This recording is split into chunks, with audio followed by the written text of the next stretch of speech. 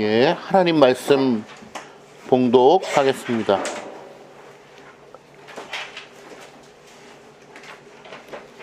에베소서 1장 1절에서 12절까지의 말씀.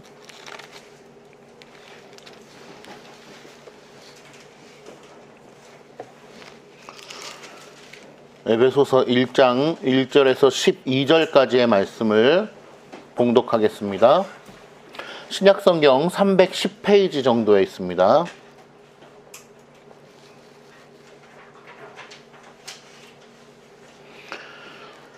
하나님의 말씀을 들으시기 바랍니다. 하나님의 뜻으로 말미암아 그리스도 예수의 사도된 바울은 에베소에 있는 성도들과 그리스도 예수 안에 있는 신실한 자들에게 편지하노니, 하나님 우리 아버지와 우리 주 예수 그리스도로부터 은혜와 평강이 너희에게 있을지어다. 찬송하리로다. 하나님 곧 우리 주 예수 그리스도의 아버지께서 그리스도 안에서 하늘에 속한 모든 신령한 복을 우리에게 주시되, 곧 창세 전에 그리스도 안에서 우리를 택하사 우리로 사랑 안에서 그 앞에 거룩하고 흠이 없게 하시려고 그 기쁘신 뜻대로 우리를 예정하사 예수 그리스도로 말미암아 자기의 아들들이 되게 하셨으니, 이는 그가 사랑하시는 자 안에서 우리에게 거저 주시는 바 그의 은혜의 영광을 찬송하게 하려는 것이라. 우리는 그리스도 안에서 그의 은혜의 풍성함을 따라 그의 피로 말미암아 속량 곧 죄사함을 받았느니라.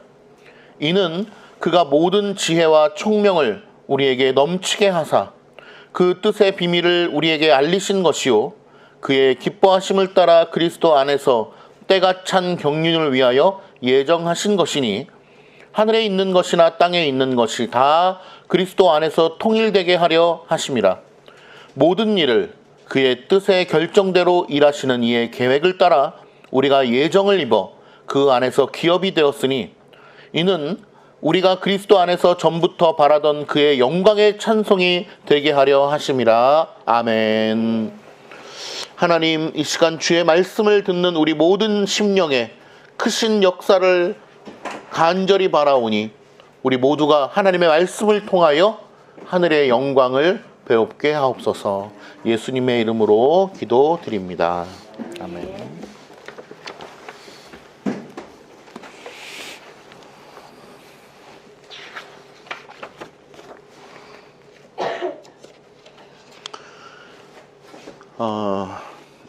오늘부터 설교의 제목을 다시 넣었습니다. 오늘 제목은 그가 다 아시는 이유는 입니다. 왜 다시 제목을 넣게 되었냐면, 지난 주일에 제가 세미나를 갔다 왔잖아요. 젊은 목회자 모임 갔는데 우리의 목회 계획을 다 이렇게 발표하고 새벽까지 발표하고 또 교회 소개도 하고 이런 자료들도 다 공유하고 이런 시간이 있었는데, 이제 그 모임에서 멘토링으로 이렇게 코멘트 해주시는 목사님께서 청중을 좀 고려해라. 이재신 목사님이면서 너무 좋은 내용들인데 이제 조금 청중을 고려하는 마음으로 이렇게 여러 가지 멘트를 해주셨어요. 그래서 그 중에 하나를 제가 이제 받은 것이, 그래, 제목을 좀 적어야 되겠다 그런 생각이 들어서 이제 부제로 이제 오늘 전체 내용의 핵심적인 문장으로 그가 다 아시는 이유는 이렇게 적어봤습니다. 설교를 시작하겠습니다. 요즘에는 유튜브가 많이 발달하다 보니까 타 영역의 어떤 분야들도 우리가 쉽게 전문적인 지식을 접할 수 있는 그런 시대가 되었습니다. 예를 들면 저도 젊지만 제가 어린 시절만 해도 어떤 하나의 분야에 대해서 좀 새롭게 좀 찾아봐야 되겠다, 알아봐야 되겠다라고 생각하면 시립도서관을 갔었습니다. 제가 어릴 때는 시립도서관에 가서 그 관련된 주제를 컴퓨터에 쳐서 책이 어디 있는지 찾아보고 몇 권의 책을 이렇게 골라서 가지고 와서 그 책을 이렇게 훑어보는 방식으로 지식을 습득했던 시간들이 있었습니다. 그런데 시간이 가면서 네이버라는 그런 사이트가 생기게 되었고, 지금은 모든 것들이 온라인 안에 이렇게 저장되면서 온라인으로 질문을 하게 되면 찾아보게 되죠. 근데 시간이 더 흐르게 되면서 이제는 동영상 플랫폼으로 지났습니다. 그래서 요즘 저만 해도 궁금한 것이 있으면 네이버에 찾아보기보다는 유튜브에 먼저 찾아보는 거죠. 멸치볶음 어떻게 하나? 그러면 네이버에 치면은 글이 나오잖아요. 직관적으로 다가오지가 않고 유튜브에 멸치볶음 하는 법 딱 치면은 백 선생님이 딱 나와서 간단하죠? 그러면서 딱 1분 내에 설명을 해주는 거예요. 그런 시대를 살아가고 있습니다. 유튜브를 보다 보니까 타 분야의 어떤 하나의 강의를 듣게 되었는데 진화론자 생물학자인 최재천 교수라는 분의 영상을 보게 되었습니다. 아마 TV에 많이 나오는 분이라서 아마 성도님들도 아실 수도 있는데, 이번에 이 진화론자 생물학자인 이 하버드 박사 출신이고 이대의 석좌 교수신데 아주 훌륭한 분이시죠. 그런데 이분의 주된 전공은 뭐냐면 어떤 쪽에서 권위가 있는 분이냐 보니까 진화론자 누굴까? 진화론자 다윈 전공자인 거예요. 이 사람. 다윈에 있어서는 우리나라에서 전 세계도 마찬가지지만 우리나라에서 아주 1등인 것이죠. 그 권위자인 거예요. 최근에 책을 또 냈어요. 다윈에 관련돼서. 그래서 자기가 지금 한 20몇 년간 책을 한 70몇 권을 내고 번역도 하고 했는데, 최종적으로 또 이렇게 책을 내면서 자신의 대표작이 될 것 같다 이러면서 책을 냈는데, 이분은 무신론자입니다. 진화론자고 무신론자고, 하지만 인간적으로는 매우 훌륭한 과학자고 또 때로는 겸손하기도 하셔요. 참 훌륭한 분인데, 그분이 자신의 책을 이렇게 홍보하는 북콘서트에서 하는 내용이 있었습니다. 그 내용을 제가 짤막하게 설명을 드려보려고 그래요. 지난번에도 한번 설명드렸는데 과학자 궤도라고 하는 사람이 있어요. 궤도가 이렇게 질문합니다. 교수님, 인간이 이렇게 존재하는 목적에 대해서 어떻게 좀 결론이 나왔나요? 우리가 이 지구상에 존재하는 목적에 대해서 좀 연구된 바가 있습니까? 물어보니까 그 최재천 교수가 이렇게 이야기하는 거예요. 그건 참 어려운 문제인데요. 사실 저와 같이 이러한 진화론자 생물학자, 진화론자 과학자들에게는 인생의 목적이 사실 없습니다. 인생의 목적이 있을 수가 없습니다. 왜냐하면 우리는 그저 DNA 유전에 의해서 이렇게 사라지는 것이라고 과학적으로 충분히 알고 있고 믿어지고 있기 때문에 그렇습니다. 그래서 사실은 저 같은 사람들은 인생의 목적이 없는 것이죠. 그냥 살아가는 겁니다. 라고 대답하는 거예요. 그런데 저와 같은 부류의 같은 생물학자, 과학자임에도 불구하고, 훌륭하신 과학자임에도 불구하고 인생의 또렷한 목적을 가지고 살아가는 분들을 보게 됩니다. 그 사람들은 어떤 사람들이냐? 제가 아는 어떤 사람인데, 그 사람은 젊은 시절에 독실한 기독교 신자와 결혼을 했고 몇십 년 동안 교회를 다니면서 성경 말씀을 배우고 열심히 하나님을 믿고 살아가는 사람들입니다. 나와 같은 걸 공부하고 같은 걸 배운 과학자임에도 불구하고 그 사람들은 인생의 목적이 또렷합니다. 그런데 참 신기하게도 그 사람들은 엄청나게 힘든 인생의 상황 속에서도 힘들어하지 아니하고 오히려 기뻐합니다. 그리고 인생의 목적이 또렷이 있어요. 자기가 볼 때는 불행해 보이는데도 불구하고 감사함으로 자기가 믿는 신을 섬깁니다. 이러한 현상은 제가 과학자로서, 이 세상의 모든 걸 탐구하는 과학자로서 쉽게 넘어가 버리면 안 된다고 생각합니다. 그러니까 그분과 같은 그런 현상, 신앙으로, 훌륭한 과학자임에도 불구하고 신앙으로 하나님 말씀을 연구하고 불행함 가운데도 기뻐하며 그분을 의지하는 그 모습을 보면서 이거는 쉽게 일축해버리는 것은 과학자의 자세가 아니라고 생각합니다. 자기도 성경을 읽고 자기도 하나님에 대해서 연구도 해봤습니다. 그러나 그런 모습에 대해서 굉장히 참 의미가 있다라고 얘기를 하는 거예요. 저는 이 영상을 보면서 최재천 교수가 과학자로서 참으로 겸손한 사람이다 이런 생각을 했어요. 그리고 최재천 교수가 과학자로서 참으로 정직한 사람이다 라고 저는 생각을 했습니다. 과학자로서 자기가 인생의 목적이 있을 수 없다라는 것을 솔직하게 얘기한 거죠. 어떻게 보면은 철학적으로는 멋있어 보일지도 모르지만은 결국에는 무로 돌아가는 인생임을 본인이 자각을 하고 아무것도 목표가 있을 수 없다라는 걸 스스로 고백함으로써 또 그것을 대비적으로 설명한 사람이 누굽니까? 크리스찬 과학자를 대비적으로 설명을 하면서 자신의 인생을 이야기한 것입니다. 정말로 그렇다. 저는 이 사람의 말이 참이라고 생각합니다.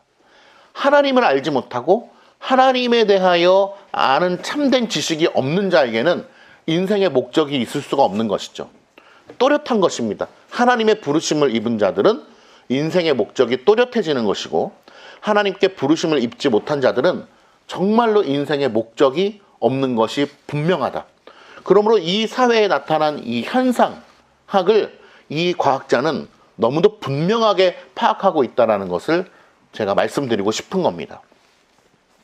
그러므로 우리는 다시 한번 돌아가서 하나님께서 오늘 에베소서 1장에서도 나오지만 사람을 지으시고 그들을 부르신 이유가 무엇인가에 대하여 성경, 전체 성경을 통하여 곳곳에서 명확하게 말씀해주고 있고 우리는 그것을 집약하여서 소리문답 제1문답에서 인간의 최고 목적은 무엇인가라는 그 질문 속에서 우리의 목적을 다시 한번 확인할 수 있는 것이죠.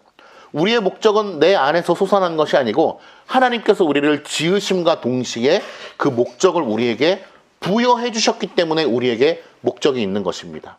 이 사항을 다시 한번 우리가 생각하면서 오늘 웨스트민스터 제2장, 3장 1에서 2항을 살펴보면서 하나님께서 어떻게 예정하셨는가, 작정하셨는가에 대해서 생각해 보지 않을 수 없는 거예요.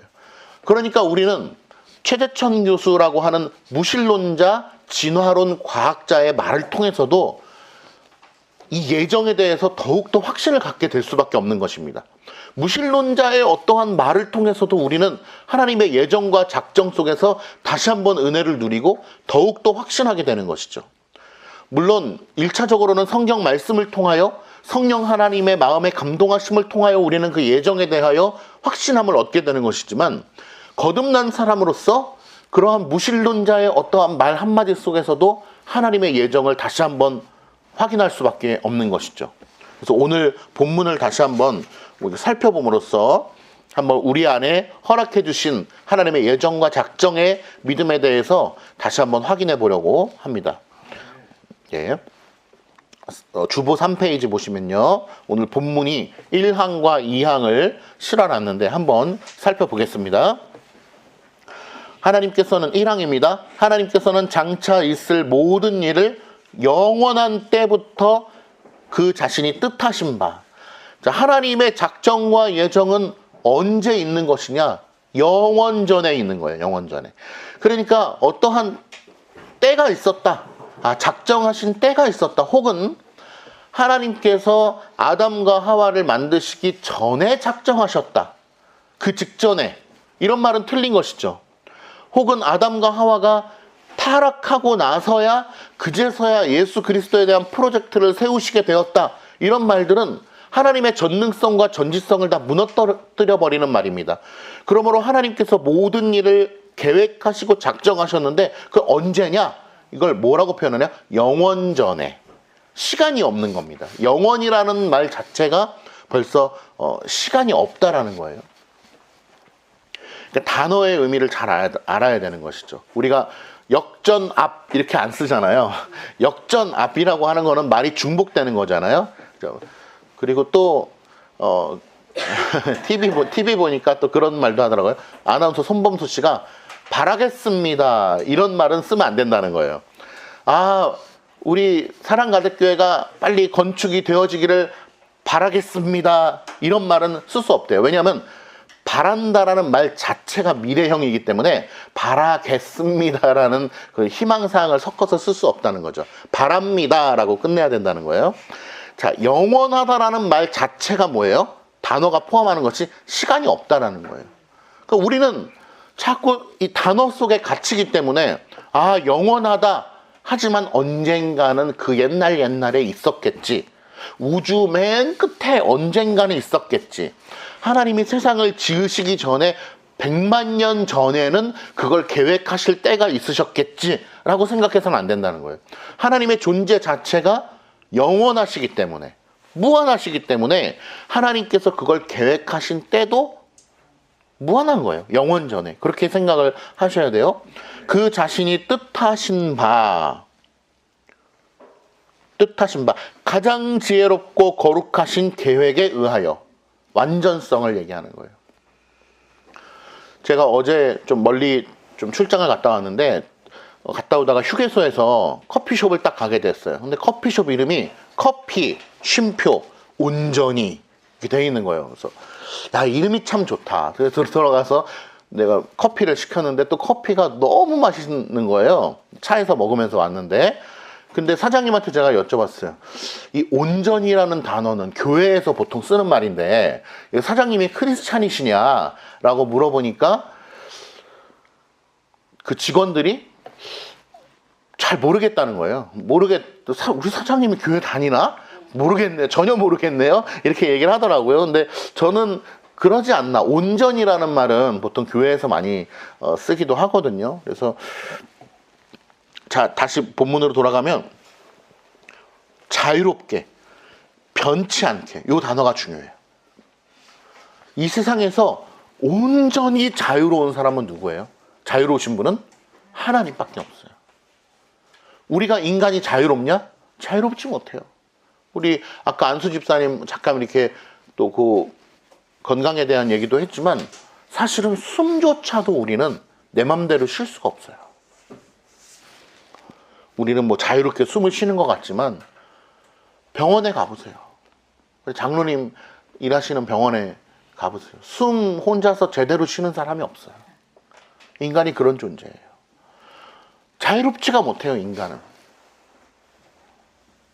홀로 자유로우신 분은 하나님밖에 안 계시다. 인간이 자유롭다라고 하는 것은 어떤 차원에서 자유로운가? 하나님께 의탁된 차원에서 자유로운 거예요. 하나님이 허락해 주신 차원에서 자유로운 거예요. 마치 인간이 하나님 밖에서 어떤 자유로움을 누릴 수 있다라고 생각하는 것이 아주 큰 이 타락의 범주에 들어가는 것입니다. 그러니까 우리는 늘 그렇게 생각해야 돼요. 하나님만이 자유로우시다. 홀로 자유로우시다. 내가 인간이 자유롭다라고 하는 것은 하나님께 의탁된 상태에서의 자유로움이고 하나님께서 허락해 주신 차원에서의 자유로움인 거지 하나님이 아니고는 우리는 소멸, 아무것도 할 수 없는 존재다. 그러니 하나님의 계획은 홀로 자유로우신 상태에서 계획하셨다라고 하는 이 의미가 굉장히 중요한 것이고 두 번째는 불변하심, 변치 않게. 왜냐하면 하나님의 존재가 변치 않으시잖아요. 변하는 분이 아니에요. 언제부터 언제까지 변하지 않죠? 영원히 변하지 않으시는 분이에요. 그러면 하나님의 존재로부터 나온 그 계획도 변치 않는 거예요. 하나님의 존재가 변치 않으시는 분이기 때문에 하나님의 존재로부터 나온 계획이잖아요. 그렇기 때문에 변치 않는 거예요. 하나님의 계획도 변치 않으세요. 그런 방식으로 작정해 놓으셨다라고 하는 겁니다. 그 다음에 읽어볼게요. 그러나 하나님은 죄의 조성자가 아니시며, 왜냐하면 악해 보이는 것도 하나님의 계획 안에 있는 거거든요. 그럼에도 불구하고 하나님은 죄의 조성자가 아니시다라고 하는 것을 분명하게 못 받고 있습니다. 왜?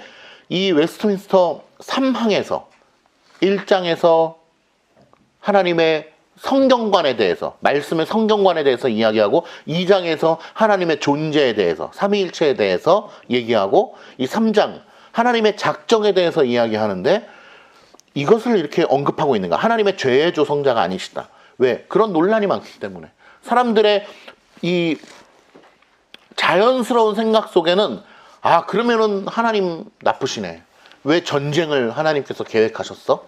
하나님께서는 왜 육신의 질병을 계획하셨어? 하나님은 왜 저런 악마와 같은 죄인들을 왜 계획하셨지? 이렇게 생각할 수 있기 때문에 미리 못 받고 있는 것입니다. 죄의 조성자가 아니시다. 그 다음에 읽어보겠습니다. 피조물들의 의지를 침해하시는 이도 아니시다. 하나님께서 다 계획해 놓으셨으니까 우리는 그럼 로봇 같은 존재네, 하나님의 계획에 의해서만 움직여지는 존재네 라고 생각하는 것은 아니다. 왜? 인간의 의지를 침해하시지 않기 때문이다. 이 오묘한 방식을 오늘 이 1항에서 언급하고 있다는 점을 우리는 잘 생각을 해봐야 됩니다. 제2 원인들의 자유나 우발성을, 우연을 제거시키지 않고 오히려 확립시키시는 분이시다. 이것이 우리가 잘 이해가 되지 않으면 이 1항의 문장을 그대로 우리 안에 믿음으로 수납하시기를 축복합니다. 그것이 복된 거예요. 하나님의 작정, 계획, 예정 다 같은 말이죠. 보통 예정은 어디에 쓸 때 사용하는 말이다? 사람. 구원뿐만 아니라 사실은 사람에 대해서, 인간에 대해서, 인간 혹은 천사에 대해서 이야기할 때 예정이라고 우리가 얘기할 수 있고, 전체적으로 온 피조물들을 얘기할 때 작정하심 이렇게 사용할 수 있습니다.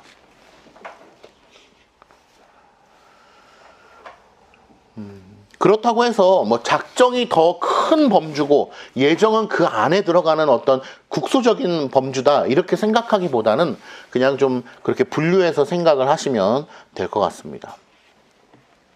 하나님은 제1원인 알고 계시죠? 인간이 이야기하는 것은 제2 원인, 하나님은 먼 원인, 인간은 가까운 원인, 이런 표현들을 우리가 좀 알면 편하죠. 그러나 먼 원인과 가까운 원인이 상충되지 아니한다, 충돌되지 아니한다. 1원인과 2원인이 충돌되지 아니할 뿐만 아니라 오늘 외면에서 뭐라고 얘기합니까? 오히려 확립하시는 분이시다 라고 하는 것을 잘 이해하면 좋겠습니다. 2항에 한번 읽어볼게요. 하나님께서는 모든 예상되는 조건들에 근거하여 장차 무엇이 일어날 수 있는가를 알고 계신다. 두 글자로 하면 전지하시다라는 거예요. 전지. 모든 것을 알고 계신다. 채은이가 나중에 누구랑 결혼할지도 하나님은 알고 계신다. 나중에 호진이가 어떤 직업을 갖게 될지도 하나님은 알고 계시다라는 거예요. 아주 중요하죠. 호진이도 궁금하지? 나중에 네가 어떤 직업을 갖게 될지 궁금하지 않아? 그러나 하나님은 그 모든 것을 알고 계시다. 심지어는 우리가 언제 죽을지도, 언제 누가 태어날지도, 심지어는 로운이가 언제 쉬하러 갈지도 알아요. 화장실에 언제 똥 싸러 갈지까지도 하나님은 모두 다 아시는 분이에요. 자, 이게 중요한데 이 예지 예정과 예정 예지 논란이 굉장히 이때부터도 있었기 때문에 이것을 언급하고 있는 겁니다. 그래서 오늘 설교 제목이 무엇입니까? 그가 다 아시는 이유는. 하나님이 모든 것을 알고 계셔라고 하는 것을 부정하는 기독교인이 없어요. 그런데 모든 것을 알고 계시는데 왜 알고 계시냐, 여기서부터 이제 나뉘어지는 거예요. 신학이 나뉘어지는 겁니다. 그래서 오늘 제목이 의미심장한 것이죠. 알고 계신다. 그러나 그가 어떤 것을 작정하실 때, 중요한 말이 나옵니다. 작정하실 때 그것이 장차 있을 것으로 예지하셨거나, 그러니까 미리 아시는 거죠. 예지하셨거나 또는 그 가정된 조건들에 근거하여 반드시 일어날 것으로 예지했기 때문에 그것을 작정하신 건 아니다라는 거죠. 이해가 되시죠? 하나님께서 이제신이 예수 그리스도를 믿을 걸 아셨기 때문에 구원할 것으로 작정한 게 아니라는 거예요. 그런데 지금 인본주의적 성경 해석으로 가는 많은 교단들은 뭐라고 얘기하냐면 예지하시기 때문에 구원할 걸 정했다라는 거죠. 제가 나중에 가서 말씀드리겠지만 사실은 이런 논란 자체가 필요가 없어요. 왜냐하면 상식적으로 그냥 철학적으로만 이야기해도 예정과 예지, 예지와 예정에 대한 논란은 사실은 존재할 수가 없어요. 사실은. 그런데 인간의 그 악함, 인간의 그래도 내 자리를 조금이라도 이리 좀 지분을 얻어내려고 하는 인간의 그 우매함이 결국에는 예지하기 때문에 예정하시는 거 아니냐. 내가 믿을 걸 아시기 때문에 나를 구원하시기로 정하신 거 아니냐라고 하는 논란으로 우리를 끌고 들어가는 거예요. 근데 그건 참 어리석은 논란입니다. 그러나 우리가 성경이 우리에게 말씀하고 있는 것은 무엇이냐? 예지하기 때문에, 그러니까 미리 아셨기 때문에 호진이를 구원할 걸 정한 게 아니라 모든 걸 정하셨기 때문에 아신다라는 거예요. 그거에 대한 철학적인, 그 논리적인 이 질문도 오늘 나와 있습니다. 자, 이제 한번 한 장 넘겨보겠습니다. 본론. 그분이 예정하신 영원한 뜻. 아까 최재천 교수가 얘기했지만 인간이 목적이 없어요. 저는 사실상 삶의 목적이 없어요 라고 얘기한 것은 참이다. 왜냐? 하나님을 모른다면 그와 같을 수밖에 없다. 1번에 보시면 그분이 예정하신 영원한 뜻이라고 적혀 있는데요. 동그라미 1번에 보면 인간과 동물의 구별점은 무엇인가? 바로 오늘 괄호 1번에 얘기한 것처럼 하나님의 뜻이 있느냐 없느냐라는 거예요. 하나님의 목적이 있느냐 없느냐라고 하는 것입니다. 하나님께서는 인간을 지으실 때 인간으로 하여금 찬송받게 하기 위함이다라고 하는 목적성을 분명하게 부여해 주셨거든요. 그러니까 우리는 사실 하나님을 아는 우리들은요, 인생을 살면서 큰 염려를 하실 게 없어요. 왜냐하면 우리의 목적이 분명하기 때문에. 죽음으로 향해 가는 목적도 우리에게는 분명한 것입니다. 하나님을 찬송하기 위한 것이 우리의 인생의 목적인 거예요. 그러니까 때로는 아프고 어렵고 넘어지고 병 걸리고 할 수 있지만 우리의 목적이 분명하기 때문에 한없이 슬퍼할 일은 없다. 왜? 우리는 죽어도 결국 하나님의 영광을 위하여 죽는 것이기 때문에. 그러니 인간과 동물의 구별점은 바로 인생의 목적이 있냐 없냐라고 하는 거예요. 하나님께서는 인간에게 목적을 부여해 주셨다. 그러나 하나님의 선택하심에 의하여서 참된 은혜를 입어 거듭난 자들만이 그 목적을 발견하게 되는 거예요. 발견하고 그렇게 살게 되는 것입니다. 그러니 최재천 교수가 동료 교수를 이야기하면서, 뭐 교수인지는 모르겠지만 동료 과학자를 이야기하면서 그 사람도 나와 동일한 공부를 했던 사람인데 그 사람은 인생의 목표가 또렷하다라고 이야기하는 것이 우리에게 시사하는 바가 크다는 것입니다. 그러나 자기는 인생의 목적이 없다는 것이죠. 그저 유전자로 인해서 그냥 그렇게 살아가는 거예요. 올챙이가 개구리가 되고 개구리가 또 알을 낳고 그 알이 또 올챙이를 낳듯이 그저 그렇게 되어지는 것, 우연에 의하여서. 그러나 하나님의 은혜를 입은 자는 그렇지 않다. 여기에 계신 우리 귀한 성도님들은, 로우니까지 포함해서 인생의 목적이 분명하게 있는 줄 믿습니다. 그러니까 슬퍼할 일이 없는 것이죠. 때로는 힘들고 어렵지만 한없이 슬퍼할 필요가 없어요. 우울할 필요가 없는 것입니다. 하나님께서 우리에게 주신 목적을 향하여 전진하는 것이죠. 이것을 찾아내 가는 것이 인생의 과정인 것 같아요. 어려서부터 한 방에 딱 찾아지면 참 좋겠지만 호진이, 또 로운이, 채훈이, 혹은 우리 모두도 다 그것을 찾아가는 인생의 과정인 것이죠. 그러니 우리의 인생은 결국 하나님을 의지하는 법을 배우는 하나님의 학교인 것입니다. 자, 두 번째 보시면 하나님의, 동그라미 2번 보면 하나님의 비공유적 속성이 무엇인지 아시죠? 하나님의 비공유적 속성은 우리와 공유하지 않는 거, 뭐죠? 무한하시고 영원하시고 변하지 않으시는 거, 불변하신 거. 이 세 가지가 결국 하나님의 비공유적 속성인데, 하나님의 그러한 속성으로부터 우리를 향하신 뜻도 나왔기 때문에, 그죠? 하나님의 그 존재 자체가 무한하신 거잖아요. 하나님의 존재 자체가 불변하신 거잖아요. 거기로부터 이러한 우리를 향한 뜻이 나왔기 때문에 결국 우리를 향하신 뜻이 변하지 않는다라는 겁니다. 아, 저 이재신 저거 하는 거 보니까 저거 안 되겠어. 쟤 안 되겠어. 계획을 변경해야 되겠어. 이러신 분이 아니다라는 거죠. 오늘 본문 읽었는데 에베소서 1장 17절 한번 같이 읽어볼까요?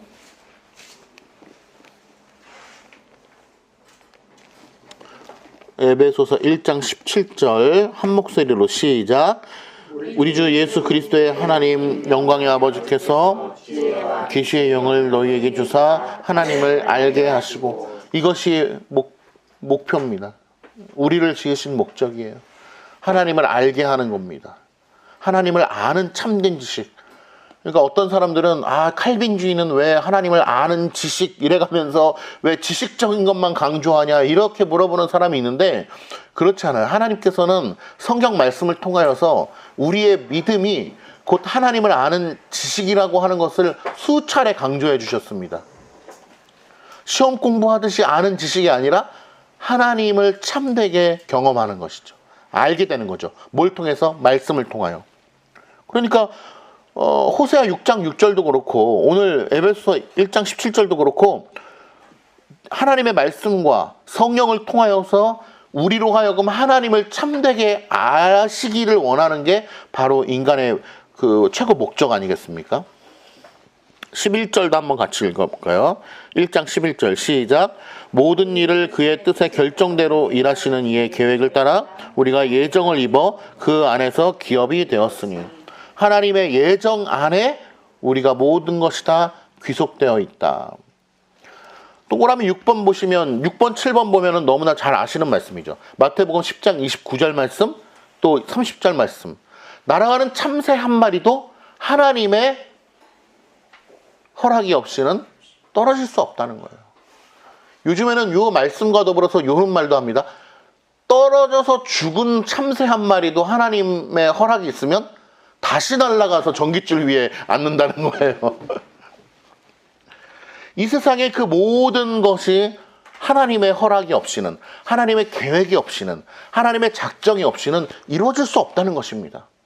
왜? 우리에게는 진정한 의미의 자유가 없기 때문에. 이 땅의 모든 풀 한 포기도 진정한 의미의 자유가 없어요. 하나님이 부여해 주신 목적과 섭리에 따라서만 움직여지는 것입니다. 마태복음 10장 30절 머리털까지 세심받으신다라는 거예요. 머리털까지 세심받는다.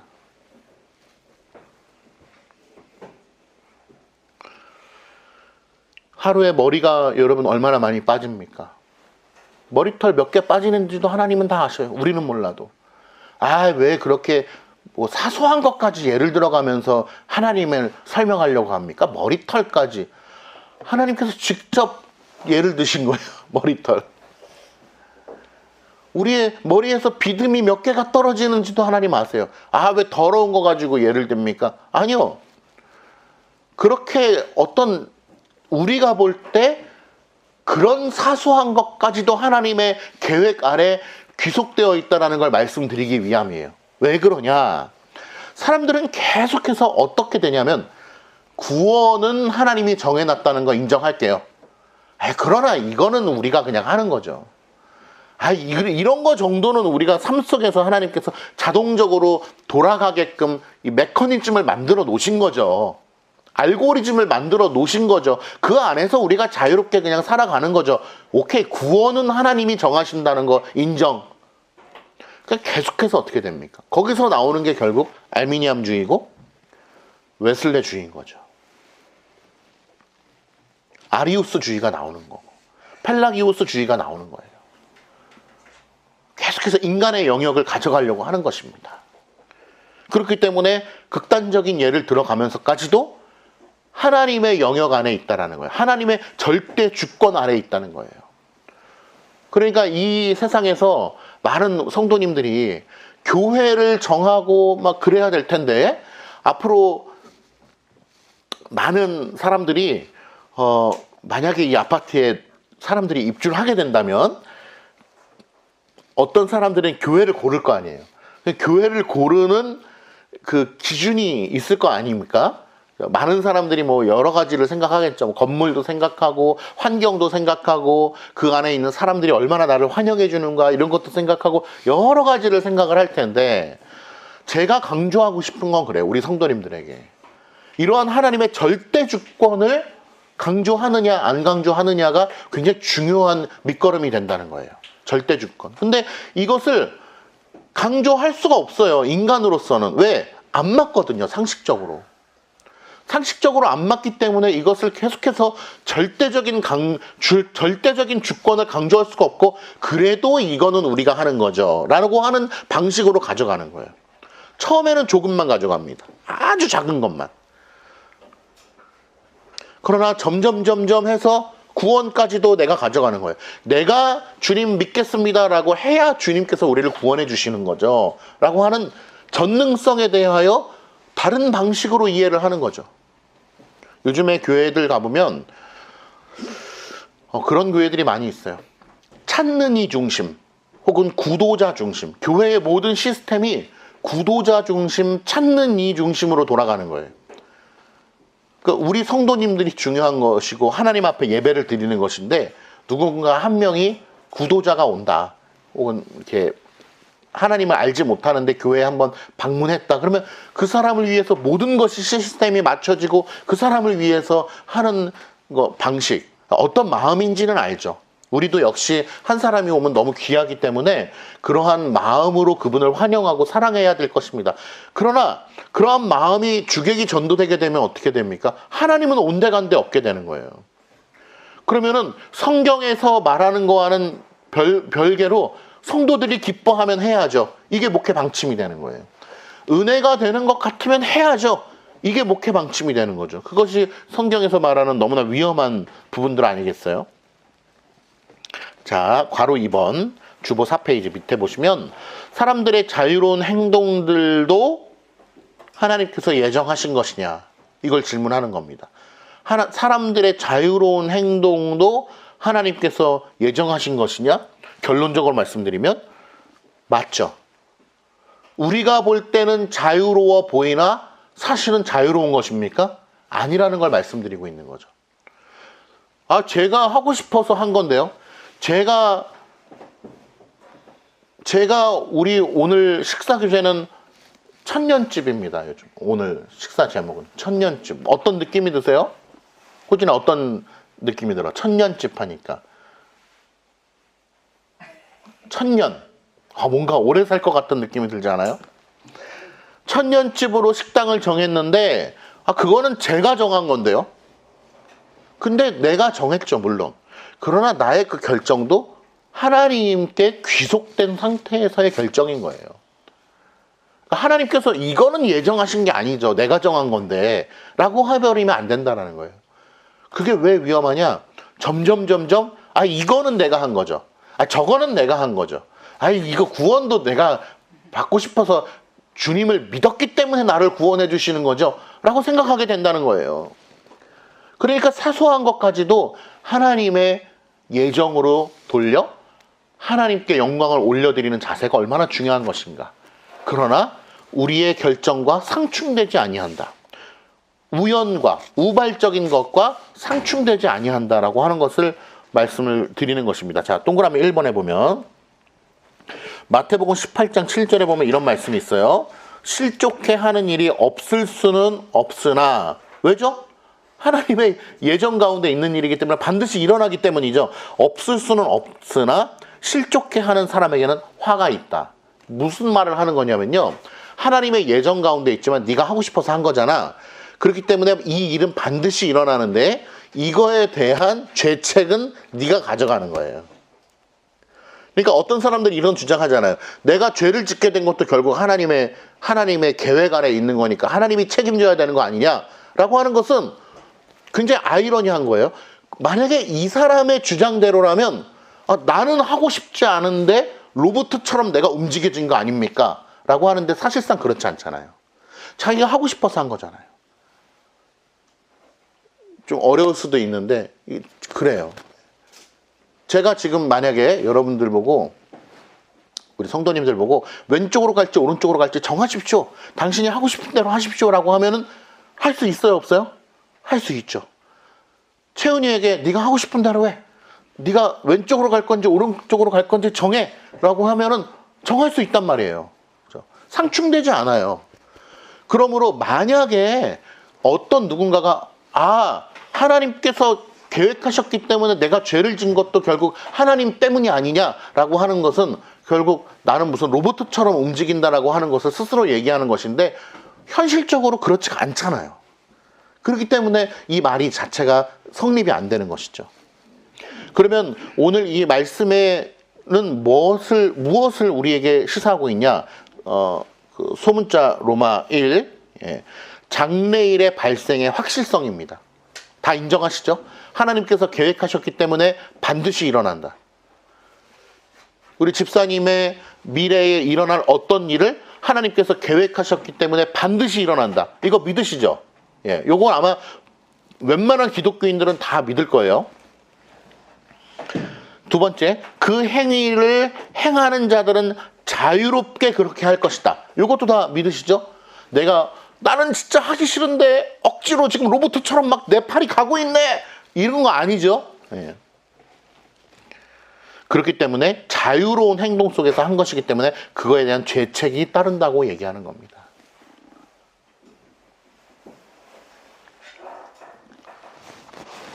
세 번째, 하나님이 정하신 뜻과 미리 아신 대로 내어준 바 되었다. 사도행전 2장 23절의 말씀인데 예수 그리스도가 십자가에 못 박히셨잖아요. 그 유대인들에게 이끌려서 결국에는 로마 형벌에 의하여서 십자가에 못 박혀 죽으셨는데 그것이 하나님의 정하신 뜻에 따라서 이루어지신 거지만 동시에 법 없는 자들의 손을 빌어 못 박아 죽였다. 유대인들이 법 없는 자들이라고 하는 것은 이제 하나님의 율법을 받지 아니한 자들을 얘기하는 거예요. 로마 사람들을 얘기하는 거죠. 그러니까 유대인들이 로마 사람들의 손을 빌려서 못 박아서 죽였다라고 하는 것을 이야기하는 것입니다. 결론 말씀드리면 예정과 인간의 우연, 인간의 의지, 인간의 자유는 상충되지 아니한다. 제1원인과 2원인은 상충되지 아니하고 먼 원인과 가까운 원인은 상충되지 아니한다라고 하는 것을 말씀을 드리는 것입니다. 그러므로 아까 설명드렸던 것처럼 이러한 것을 이해할 때 이제 3번입니다. 주보 5페이지에 이러한 것을 이해할 때 예정이 예지에 의존한다라고 받아들이는 사람들이 많은 거예요. 지금 우리나라 기독교인들과 한번 대화를 해보실 기회가 있으실지 모르겠어요. 이런 문제에 대해서 대화를 해보면 대부분의 사람들이 예지에 의존한다라고 얘기를 해요. 미리 아시기 때문에 정하신 거 아니냐라고 이야기를 하는 것이죠. 그럼에도 불구하고 그래도 하나님의 주권 가운데 정하셨으니까 아시는 거지 라고 얘기하는 사람들은 그래도 장로교에서의 신앙의 교육을 그래도 꾸준히 받으신 분들이 그렇게 얘기를 하는 겁니다. 장로교 신학에서의 이야기하는 것은 예정이 먼저다라고 하는 것이죠. 그래서 그 두 번째 문단에 보시면 5페이지 두 번째 문단에 보면 그렇게 예지했기 때문에 정해놓으신 것이라고 주장하는 사람들이 있는데 그러나 그것이 아니다. 자, 명백히 가르치는 바는 동그라미 1번 누구도 본질상 그것을 행할 힘이 없다라고 하는 것을 성경이 계속해서 강조하고 있고 두 번째 그런 힘은 하나님이 주시는 선물이다 라고 하는 것이고 세 번째 그런 힘은 택자들에게 은사로 선물로 주시는 것이다 라고 하는 것을 이야기합니다. 그러므로 화살표 이것은 예정이냐 아니면 예지냐 하는 문제가 아니고 될 수도 없다. 다만 예정이며 예지의 문제다. 그 뒤에 내용들은 한번 넘어가 보겠습니다. 결론은 뭐냐 하면은 하나님께서 아시죠, 분명히. 그리고 정하셨죠. 왜 아실까? 하나님께서는 누가 구원받을지 구원받지 않을지를 어떻게 아실까? 답은 하나입니다. 본인이 그것을 정하셨기 때문에 아시는 거예요. 그리고 아신다라고 하는 것의 전제 조건은 뭐냐면 반드시 그 일이 일어나야 됩니다. 로운이가 나중에 미술 선생님이 될지, 음악 선생님이 될지, 발레 선생님이 될지, 만약에 목사님이 안다고 해봐요. 나는 모르죠. 하나님이 안다고 해봐요. 하나님이 분명히 아셔. 로운이 어떤 선생님이 되고 싶지? 그죠? 그 선생님 되고 싶잖아. 어떤 선생님이 될지 분명히 알아. 하나님이. 아신다라는 건 뭐냐? 반드시 그렇게 되어야만 아는 거예요. 그렇게 될지 안 될지 모르는데 어떻게 알아요? 될 수도 있고 안 될 수도 있는 미래의 불확실성이 있다면은 안다라고 말할 수가 없는 거죠.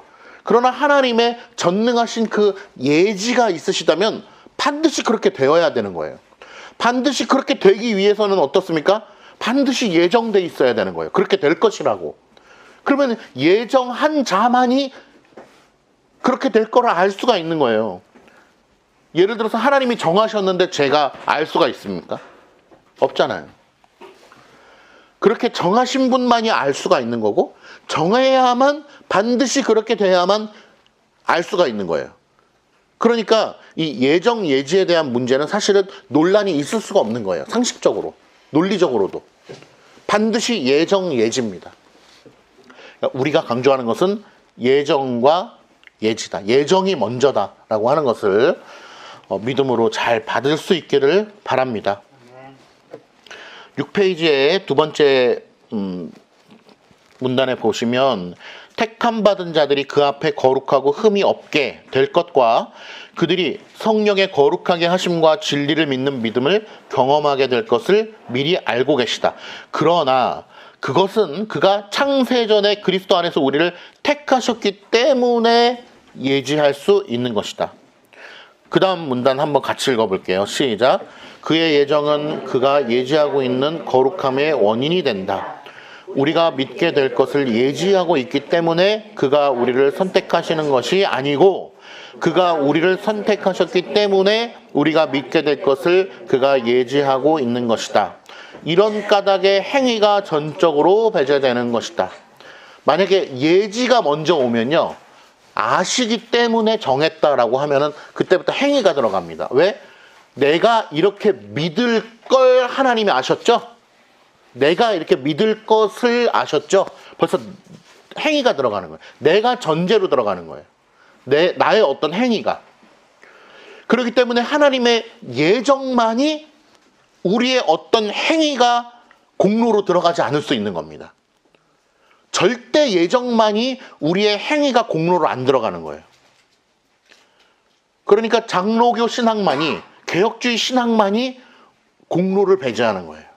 이 공로를 배제하기 때문에 결국에는 지극히 크신 상급이신 하나님이 나올 수 있는 거예요.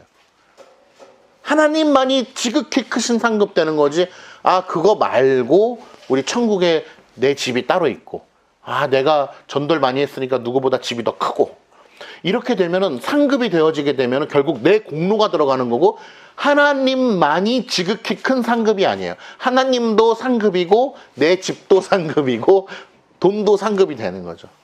그러니까 결국에는 이 모든 것이 또 하나의 교리로 이어지는 거예요. 그러니까 하나님의 절대 예정이라고 하는 것이 얼마나 중요한 것이고, 우리의 교리를 지키는 뼈대가 되는가.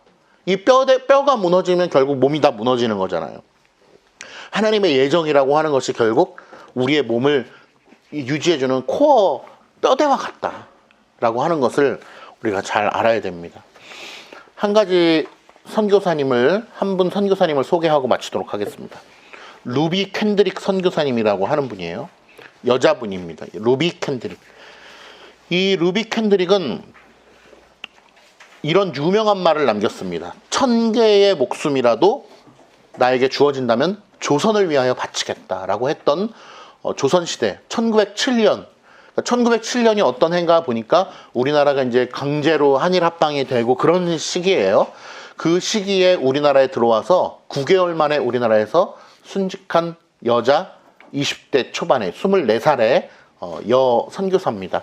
이 선교사는 텍사스주에서 독실한 기독교 가정에서 태어났고 선교에 대한 열정이 있었습니다. 그리고 미국 감리교회에서 파송을 받아서 개성 지역에 배정되어서 한국어를 배우고 한 아동 아이들에게 한글을 가르치고 교육을 해주는 그런 역할을 감당하는 선교사였습니다. 목사님이 아니에요. 그가 미국에 있는 부모에게 보낸 편지가 우리나라에 소개되는 일이 있었습니다. 그 감리교 초대 감독인 어떤 목사님에 의해서 그 편지가 소개됐는데, 그 편지는 이 여 선교사가 죽음을 앞두고 어떻게 죽게 되었냐면 급성맹장이 터졌는데, 이제 그 얼마 전에 이 편지를 부모에게 보냈습니다. 그 편지를 읽어드리고 마칠게요. 이곳 조선 땅에 오기 전 집들에 심었던 꽃들이 활짝 피어났다는 소식을 들었을 때 하루 종일 집 생각만 했습니다.